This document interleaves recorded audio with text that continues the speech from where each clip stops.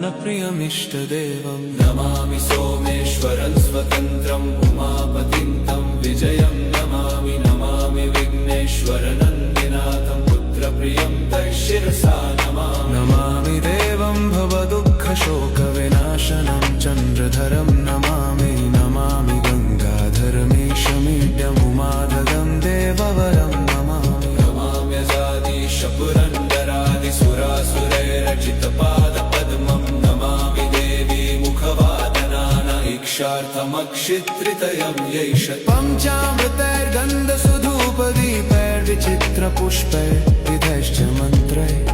अन्नप्रकारैः सकल